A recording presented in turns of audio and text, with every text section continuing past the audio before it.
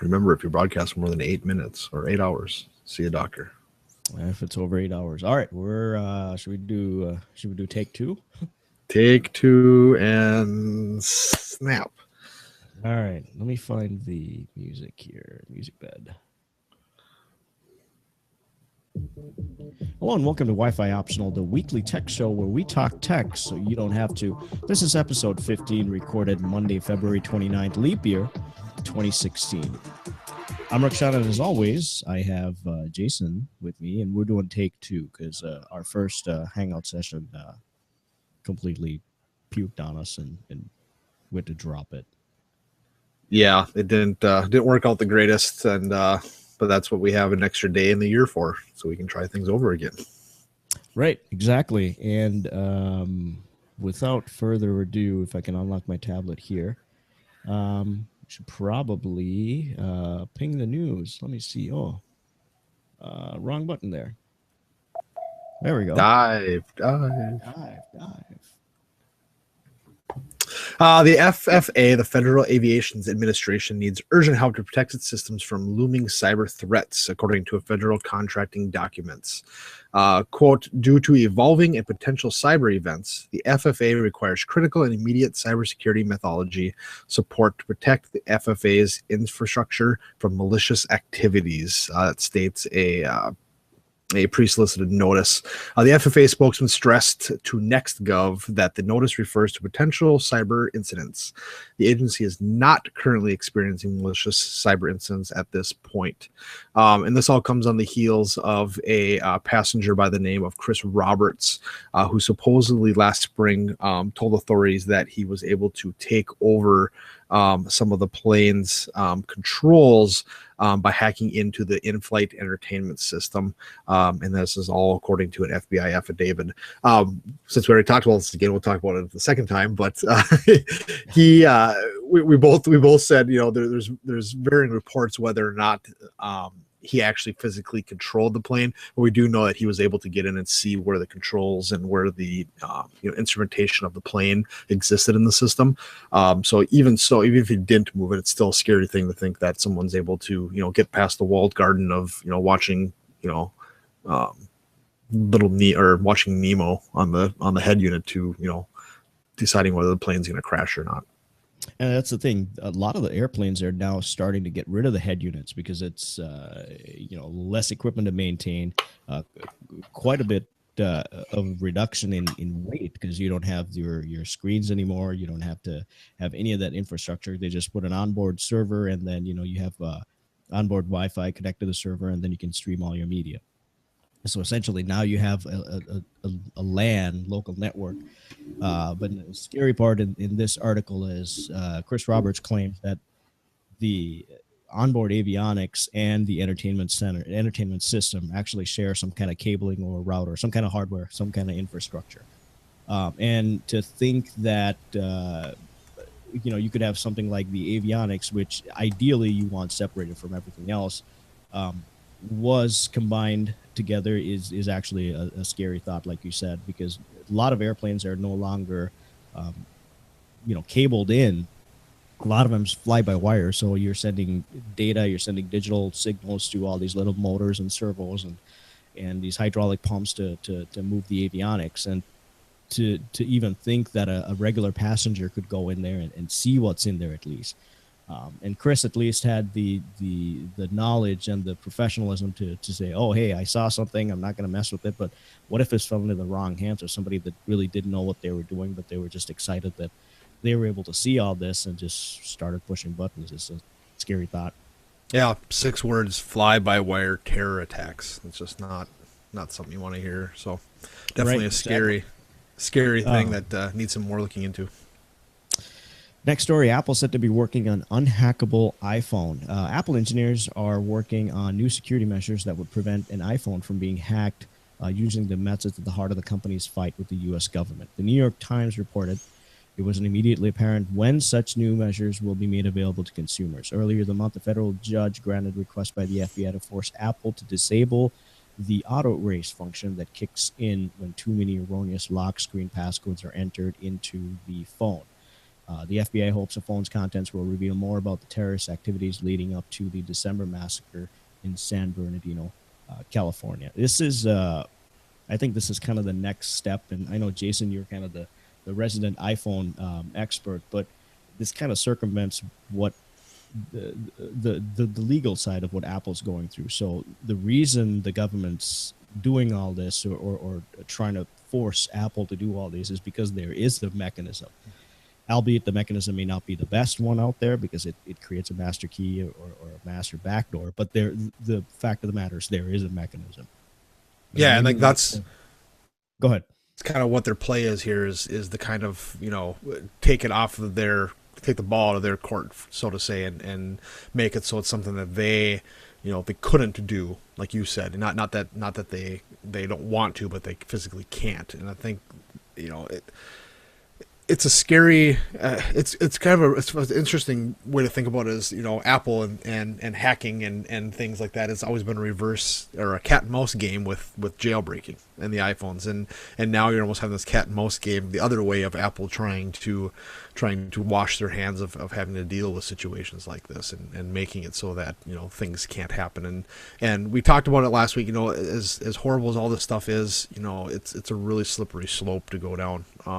And it's kind of scary that Apple would, almost to me, it's scary that Apple would have to do something like this to not hold themselves accountable for having to physically break into a phone for a case like this. But I want to see how they're gonna do that. I mean, are they gonna encrypt this phone in such a way where the encryption key exists within the device, and then once the device is gone, it's gone. There's no real way of getting it. I don't know how they're going to do it. I've heard reports, and that's the way it goes now. Is that everything that you do is the key is kind of stored by Apple. Whereas if they could set it up where, like, the first time you set up your iPhone, you set up like a key. You set up you put in a password and it creates a hash of some sort of digit, and that's your key. So you could save that in your safe. You could do something with it, but then Apple has no. It's on the onus is on the person that's using the phone instead of Apple to actually have the key to that. So I think that's what would be. It'd be more of a user controlled situation. So essentially, they're moving the. This is a bad way of putting it, but they're kind of moving the liability, like you said, from their end to the consumer's end, which I guess, yes, it does remove them from the liability portion of it, so to speak. But at the same time, I can also see it being somewhat of a disruptive habit where some user is going to lock their phone or something along those lines. And now it's basically you're done. You don't have your key. There's no way Apple's going to find it. And that's the one thing against it that people have said is that you lose that where you can't bring it into an Apple store and have your phone, unlocked if you can prove it's yours. It's exactly. A brick. So right. Third story is a little lighter note. Facebook gives us one more way to push each other's buttons. Facebook on Wednesday rolled out a new set of options for its 1.5 billion monthly users to use when responding to posts on their news feed. The 6 reactions, as Facebook has termed them, will allow users to make more nuanced responses to posts rather than simply clicking on a like button or unliking that post. The additional options are love, haha, wow, sad, and angry, which users scroll over the standard like button, the new emojis pop up. So this is interesting. We've been talking about this. Has been a story for years and years now of a dislike button or some sort of that or some way of replicating that, and now apparently they went way overboard and added 6 more buttons. Well, I think I see this as more than what this article is actually showing. I see this a huge mechanism for Facebook to data mine. So now all of a sudden I say I love this article. Oh, okay, you love that? Well, let me see if I can send you targeted ads. Facebook has always been a game of metadata, and then we all know there's really nothing on the internet that's actually free. You're getting something from Facebook. Facebook's going to obviously get something back from you. I see the. Go ahead. I was going to say, in the same sense, it's there's still there's still enough ambiguity to what they actually mean, or what you're actually meaning by clicking love or wow or haha. You know what I mean? Like it, that it's not. You're right. It's more information. More information always leads to more data mining, which always leads to more, placed advertisements and everything. But there's still up for interpretation. When you love something, or wow, does wow mean like you're amazed by it, or wow like sarcastic, like you can't, Right. you know what I mean? Exactly. You can't believe something happened. Right. So there's still interpretation, but yeah, I think you're correct. It's just another way for them to be, to get more analytics on what we do and what we like and what we post. Yep, exactly. That's what I see. But I do.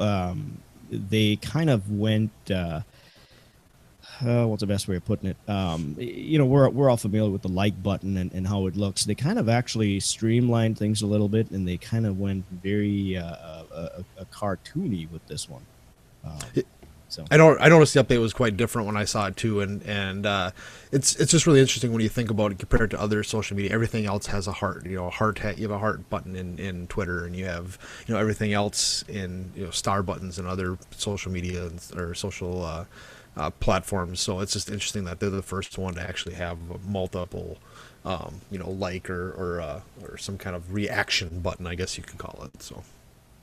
So basically now, when you go to Wi-Fi Optional's Facebook page, make sure to love, haha, wow, sad, or angry, so you can let us know how you feel.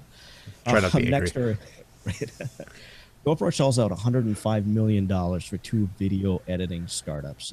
Story out of Forbes.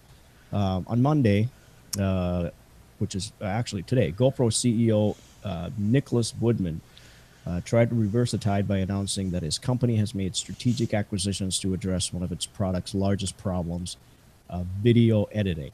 GoPro's founder told Forbes that his company paid $105 million in cash and stock to buy the 2 companies behind Replay and Splice, video editing applications that allow users to cut and publish footage on their mobile phones. Video editing has been a big deal and a challenge, not just for GoPro, but for every company involved in the business. It's not an easy developmental hurdle, and there have been constraints in mobile, quote unquote, he said to Forbes. So this, we talked about this a couple of weeks ago about how GoPro was, they were kind of losing their edge out in the market. So I wonder if this is another one of those things where they go, okay, we need to do something, and maybe this is going to pick up their sales. Well, this really hits home to me for 2 reasons. One is I have a hard drive full of GoPro videos that have never been touched. 2 is we both know that with anything, gathering content is one thing. Putting it together in a form that's actually usable to spit out to somebody is a completely another thing. And that's the part that takes the longest. Exactly, and that's the hardest. That's the biggest part. And one of my favorite quotes I heard, I can't remember who actually said it recently, but it was, "Don't let perfection get in the way of good enough."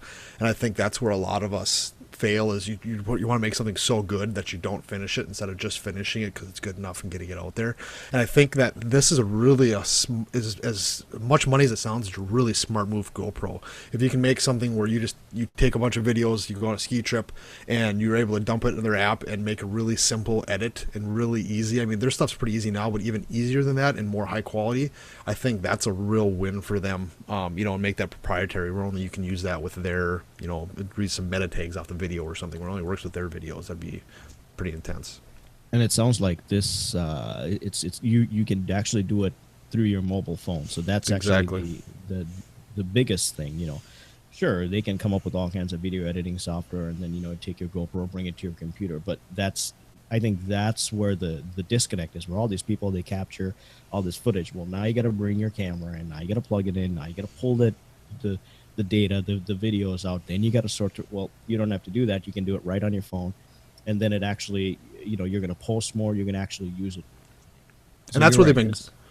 That's where they've been going too. They make it easier to just grab videos off of the camera when you're hooked to Wi-Fi, because that's usually how you control it nowadays, anyways.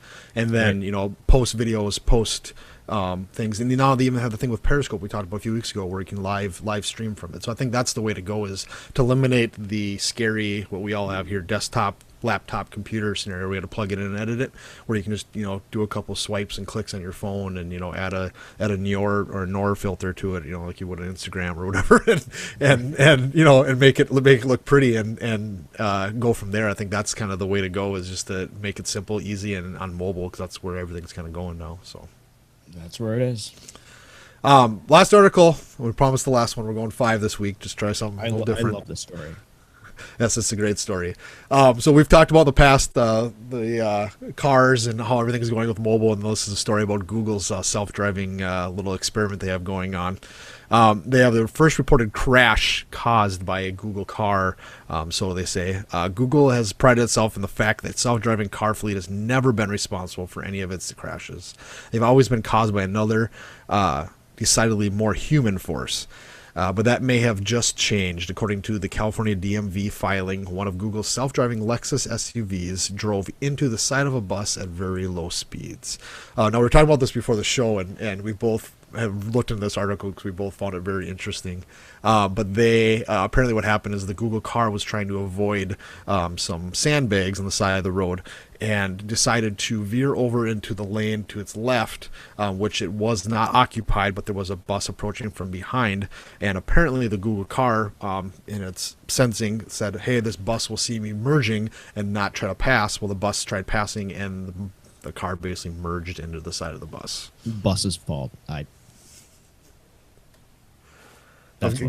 Exactly. Let's just drop the mic and stop it there. But no, I mean, it just comes down to, we were talking about this too before the show, of course, is that it comes down to the fact of a computer can't think like a human. As much as many scenarios and as many algorithms you can stick into it, it's still not going to predict what somebody's going to do. Like, what if the human in the car looked back and seen the rearview mirror and saw this crazy bus driver with flames coming out of his ears? He was so mad, trying to go around him and not turned, or did the car just play the odds and fail at this point in time? And there's another thing that when you mentioned the crazy bus driver, another thing came to mind. Was there some kind of a bias, because these vehicles are very, very clearly marked? It says Google self-driving car all over. So was there some kind of curiosity that played into this, or I mean, who really knows? And on the whole, if you take the whole self-driving car project as a whole, I think this is the only accident that they've actually reported that was deemed the cause of the car. But and I think overall it's been going extremely well. I got the chance to actually sit in one of these, and it's very scary.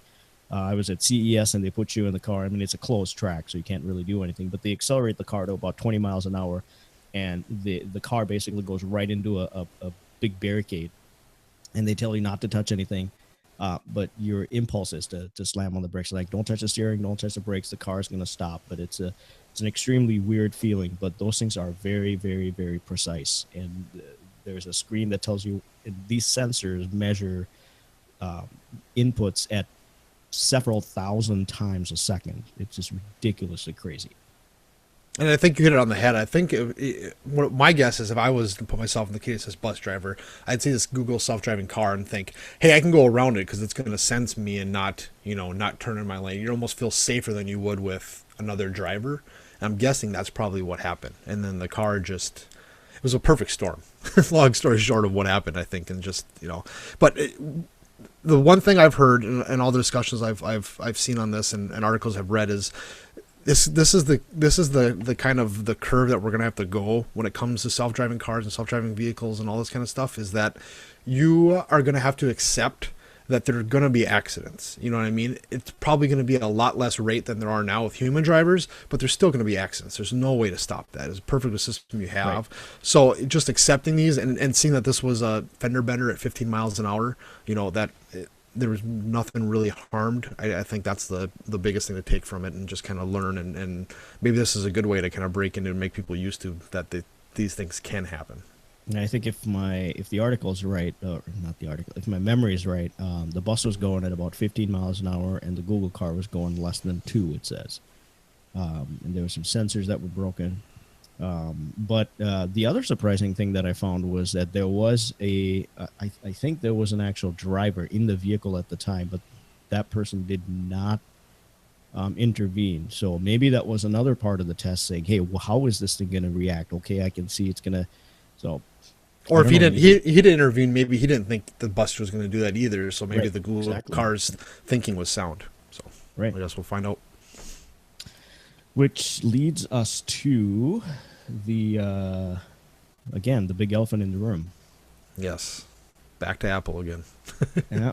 So judge backs Apple in fight with government in separate iPhone case. So it sounds like this. We talked about this, the Apple and the them taking the FBI taking Apple to court and wanting to unlock the phone. So it was later found out within the last week that this was actually not the first time this has happened. This is probably the 13th or 14th time that they've actually taken the government has actually taken Apple to court, wanting to unlock certain phones. So they all this time everything's kind of been, I don't want to say under the rugs, but it hasn't really been publicized. So people didn't know about it, except for the San Bernardino case where they actually said we need to take a stand on it. We're going to make it public. We're going to say this is what we're going to do. But unknown to a lot of us, this issue has actually been going on for quite a while. And some kind of a decisive factor where the judge actually said Apple does not have to unlock the phone. Not the San Bernardino case, but this is a different case that the FBI brought to a judge. Yeah, it sets a precedent, and like you said, I think this has probably happened more than we think. It's just that, like you said, the San Bernardino case was just kind of a platform for Apple to kind of stand up and be like, okay, everybody knows about this, they can relate to it. This is why we don't want to do it, kind of thing. And the really interesting thing is that as more and more information comes out, you've heard of all these little police departments around the country, from New York to podunk little sheriff department in the middle of Ohio, contacting Apple and asking them to do things like this. And I guess this is a common practice that we don't hear about as much. So like it says in the article, this is just going to lead to higher profile cases. This is not like the end all, the be all decision on this. It's just kind of a stepping stone, but it's good to see that maybe the courts are a little bit on the side of not going insanely overboard with this kind of stuff. But I don't know, there's a long road ahead yet. Yeah, and then this doesn't really end it here either, like you said. I mean, they certainly can take it to a higher court and then see if what they decide. But like you said, we're all going. Everything is going in the form of technology and electronics and digital media. I think several years back, we started thinking about what would happen if you have your own computer, but you're working for a company, and then you have that company's email. Well, yes, you own the computer, but who owns the email? Does the company own the email, or do you own the email? That's where this all started. It all comes down to intellectual property. Who owns that intellectual property versus the physical property? And we started there, and then now, we've come down to phones, because most of our lives, like we talked about last week, are now embedded in our phones. So it's interesting. It definitely will be an interesting time ahead to see where this this lawsuit is going to go. There's got to be some kind of a deciding factor. Okay, where do we draw the line? And that's going to be very interesting to find out, and that's certainly going to change the playing field. Yeah, and the last thing I have to mention is in another article I read is that I wish I had these articles to cite to be more prepared, but they were talking about how this could possibly lead into, you said you have the digital world and you have the physical world, and how laws are kind of trying to play out in the digital world. The problem is if we let things like this would happen in the digital world, we could see backlash into the physical world, where the laws kind of come back, where they have rights just to come into your house, and you know what I mean. It's a scary door to open, even though we think it's just a phone or it's just a computer. It's you're opening a very big door other than just the digital world. So I guess that's another thing to think about. Right, and then does everybody who realizes that, we're going to the people that make the laws, do they realize that? I mean, are they well versed in technology, or are we looking at a law that was written in 1980 or 1970 and then going, oh yeah, this we can still apply that law? Well, guess what, things have changed since then, and do we need to go in and do we need to revise that, and are lawsuits like this going to be the opening force to changing some of those laws, saying, oh hey, we need to probably revamp not all the laws, but certain intellectual property rights laws that say, oh, this is how it's going to be. Yeah, like we've said now for the last 2 or 3 weeks, this will be a story we'll have to watch for a very, very, very long time. Yeah, it's the end is not here yet, and it's going to be a very, not even close. Very colorful path. Yep. Jason, I do apologize. I don't have a stopwatch, but I think we're at about our time, 74 minutes. 74. All right. No, we're about 25. We're on track, so we should do everybody a favor and stop jabbering and get out of here. All right. Thank you to Purple Planet for providing all of the music that we had.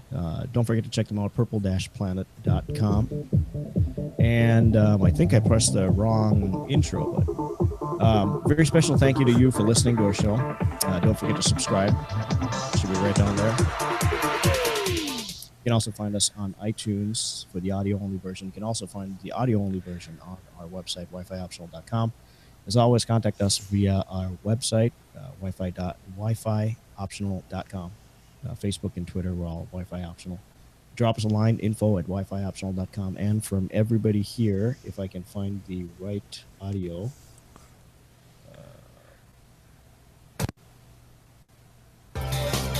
There we go. That's the right audio. It's like riding a bike. We'll see you next week. See you next week. Thank you, everybody. Bye-bye.